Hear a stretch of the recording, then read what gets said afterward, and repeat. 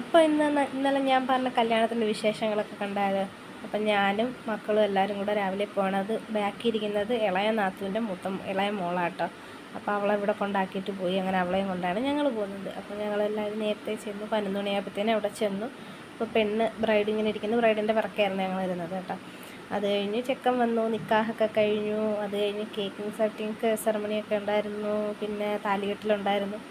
അപ്പോൾ അങ്ങനെയുള്ള എല്ലാ പരിപാടികളും ഒക്കെ കഴിഞ്ഞിട്ട് ഞങ്ങൾ നൈസായിട്ട് അവിടെ ഇങ്ങനെ ഇരിപ്പായിരുന്നു കേട്ടോ. അതിൻ്റെ ഇടയ്ക്ക് ഞങ്ങൾ പോയി സ്നാക്സൊക്കെ കഴിച്ചായിരുന്നു, പിന്നെ ജ്യൂസൊക്കെ കുടിച്ചിട്ടുണ്ടായിരുന്നു. അപ്പോൾ ഇതെല്ലാം പല റിലേറ്റീവ്സാണ്. ഇവരുടെ തിരക്കിൻ്റെ ഇടയിലായതുകൊണ്ട് ആരുടെയും നേരിട്ട് പോയി ഫോട്ടോ എടുക്കാനൊന്നും ടൈം കിട്ടിയില്ല.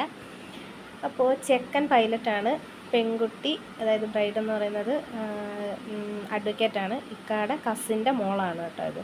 ഇക്കാടെ മൂത്തൊരു മാമിയുടെ മോൻ്റെ മോള്. അപ്പോൾ അതൊക്കെ കഴിഞ്ഞ് ആ സമയം കൊണ്ട് എസ്മിയും കേക്ക് കട്ടിങ് സെറമണി അവിടെ നടക്കുന്ന സമയത്ത് എസ്മിയും നെജുമലും താഴോട്ടോടും മേലോട്ടോടും അങ്ങനത്തെ പരിപാടികളൊക്കെ ആയിരുന്നു കേട്ടോ. അപ്പോൾ അത് കഴിഞ്ഞിട്ട് ഞങ്ങൾ പിന്നെ പ്രോഗ്രാമെല്ലാം അവിടെ എല്ലാം കഴിഞ്ഞതിന് ശേഷം പിന്നെ പോയി ഫുഡൊക്കെ കഴിച്ചു. ഞങ്ങൾ മീരാത്തായും എല്ലാവരും ഒരുമിച്ചിരുന്നു. മീരാത്ത എന്ന് പറഞ്ഞാൽ ഇക്കാടെ മൂത്തിക്ക. അപ്പം ഞങ്ങളെല്ലാവരും ഒരുമിച്ചാണ് പോയി ഫുഡൊക്കെ കഴിച്ചത്. ഫുഡൊക്കെ കഴിച്ച് ഐസ്ക്രീമൊക്കെ കുടിച്ച്, പിള്ളേരൊക്കെ ഐസ്ക്രീമൊക്കെ കുടിച്ച് എന്നിട്ട് ഞങ്ങൾ നല്ല ചൂടുണ്ടായിരുന്നു. അങ്ങനെ ഞങ്ങൾ ഇനി പോരുന്നു.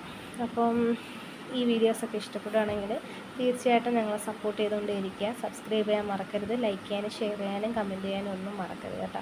അമ്മ എന്തൊക്കെയോ ഇക്കാലത്ത് പരാതികൾ പറയുന്നുണ്ടായിരുന്നു.